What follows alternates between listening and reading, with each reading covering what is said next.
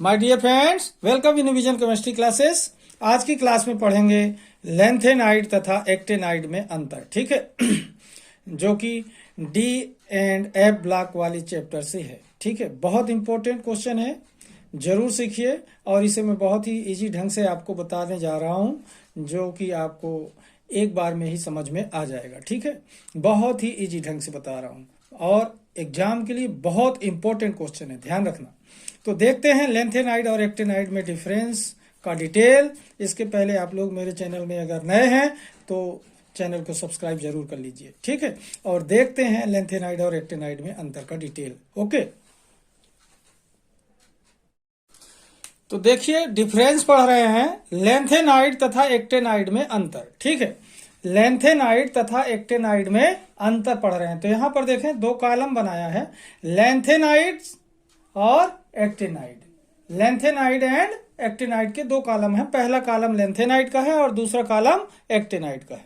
तो अब ध्यान से देखिए, पहला पॉइंट है डिफरेंस का। इसमें देखें लेंथेनाइड में कि लेंथेनाइड का जो होता है अंतिम इलेक्ट्रॉन कहां जाता है। ठीक है, तो देखिए पहला पॉइंट, इनके अंतिम इलेक्ट्रॉन N-2 कक्षा के 4f उपकोष में जाते हैं।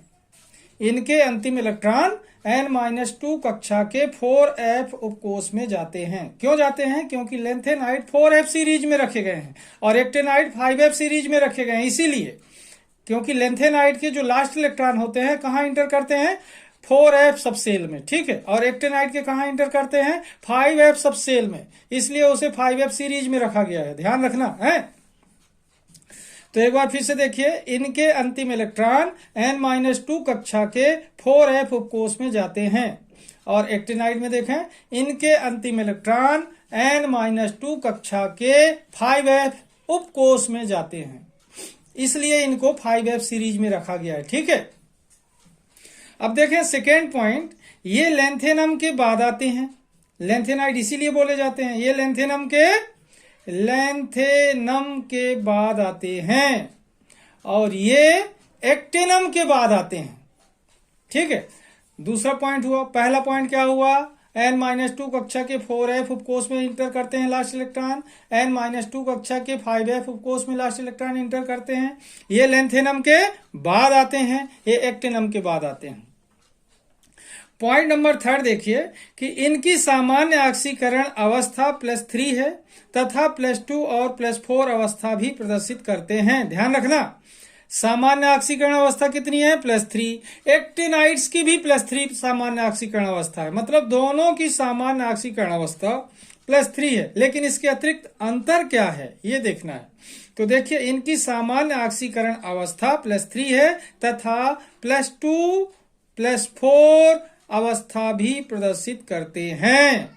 और इसमें देखिए, इनकी सामान्य ऑक्सीकरण अवस्था +3 है तथा +4 +5 +6 +7 अवस्था भी प्रदर्शित करते हैं।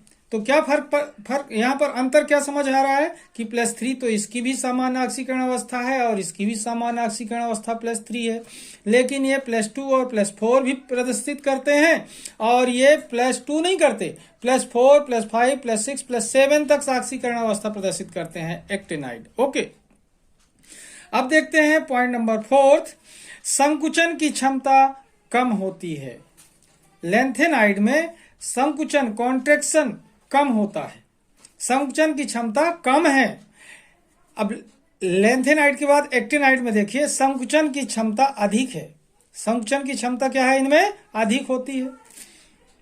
पॉइंट नंबर फिफ्थ देखें, लेंथेनाइड ऑक्सो आयन नहीं बनाते, ऑक्सो आयन नहीं बनाते और एक्टेनाइड ऑक्सो आयन बनाते हैं। ठीक है, सिक्स्थ नंबर का पॉइंट देखें, इनके यौगिक कम क्षारीय होते हैं। लेंथेनाइड के यौगिक क्या होते हैं? कम क्षारीय होते हैं, ध्यान देंगे।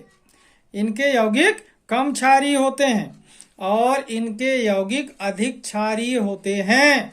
ओके, अब अगर लेंथेनाइड के गुण लिखने को आता है सीधा सीधा, तो ये सारे पॉइंट आप लिख सकते हैं कि पहला पॉइंट क्या होगा, इनके अंतिम इलेक्ट्रॉन N-2 कक्षा के 4f उपकोष में जाते हैं। दूसरा, ये लेंथेनम के बाद आते हैं। तीसरा, इनकी समान ऑक्सीकरण अवस्था +3 है तथा +2 +4 अवस्था भी प्रदर्शित करते हैं। चौथा, संकुचन की क्षमता कम है या कम होती है। और इसके बाद पांचवा पॉइंट, ऑक्सो आयन नहीं बनाते। छठवां, इनके यौगिक कम क्षारीय होते हैं। ठीक है, ऐसा ही क्वेश्चन अगर आता है कि एक्टेनाइड के गुण लिखिए, तो यहां पर लिख सकते हैं कि इनके अंतिम इलेक्ट्रॉन N-2 कक्षा के 5f उपकोष में जाते हैं। ये एक्टेनम के बाद आते हैं। इनकी सामान्य ऑक्सीकरण अवस्था +3 है तथा +4 +5 +6 +7 भी प्रदर्शित करते हैं। संकुचन की क्षमता अधिक है या अधिक होती है। ऑक्सो आयन बनाते हैं। इनके यौगिक अधिक क्षारीय होते हैं। ओके, अब देखते हैं इसके कुछ और पॉइंट। ओके, तो देखिए नेक्स्ट पॉइंट देखते हैं। 7th, संकुल यौगिक बनाने की प्रवृत्ति कम है। किसमें? लेंथेनाइड में संकुल यौगिक बनाने की प्रवृत्ति कम होती है। एक्टेनाइड में संकुल यौगिक बनाने की प्रवृत्ति अधिक होती है। ठीक है। 8th पॉइंट बहुत इंपॉर्टेंट है, ध्यान रखना। प्रोमीथियम के अतिरिक्त अन्य लेंथेनाइड रेडियो एक्टिव नहीं है। प्रोमीथियम के अतिरिक्त अन्य लेंथेनाइड रेडियो एक्टिव नहीं है, ध्यान रखना। केवल प्रोमीथियम रेडियो एक्टिव है। बाकी जितने लेंथेनाइड हैं 13 के 13 वो रेडियो एक्टिव नहीं है, ध्यान देना। और इसमें देखना, लेंथेनाइड के बाद एक्टेनाइड में देखते हैं, ये सभी रेडियो एक्टिव हैं। इसमें जितने एक्टेनाइड है, मतलब 14 के 14 सब के सब क्या है? रेडियो एक्टिव हैं, रेडियोधर्मी होते हैं। ठीक है, तो ये पॉइंट क्लियर हो रहा है। 7वां पॉइंट, संकुल यौगिक बनाने की प्रवृत्ति कम होती है। संकुल यौगिक बनाने की प्रवृत्ति इसमें क्या होती है? एक्टेनाइड में अधिक होती है। लेंथेनाइड में देख रहे हैं कि प्रोमीथियम के अतिरिक्त अन्य लेंथेनाइड रेडियो एक्टिव नहीं है और सभी एक्टेनाइड क्या होते हैं? रेडियो एक्टिव हैं। लेंथेनाइड में केवल प्रोमीथियम रेडियो एक्टिव है, बाकी सब के सब अरेडियोधर्मी हैं और एक्टेनाइड में सब के सब रेडियोधर्मी है। ओके, तो आज की क्लास को मैं यहीं पर समाप्त करूंगा। इस क्वेश्चन को आराम से आप लोग सीख लें। एग्जाम के लिए वेरी वेरी IMP है, ध्यान रखना, बहुत इंपॉर्टेंट है। एग्जाम में पढ़कर जरूर जाइए, आपको काम आएगा। ठीक है, तो आज की क्लास को मैं यहीं पर समाप्त कर रहा हूं। जिन लोगों ने मेरे चैनल को सब्सक्राइब ना किया हो तो सब्सक्राइब कर लें और मेरा सहयोग करें। तब तक के लिए धन्यवाद। जय हिंद, जय भारत।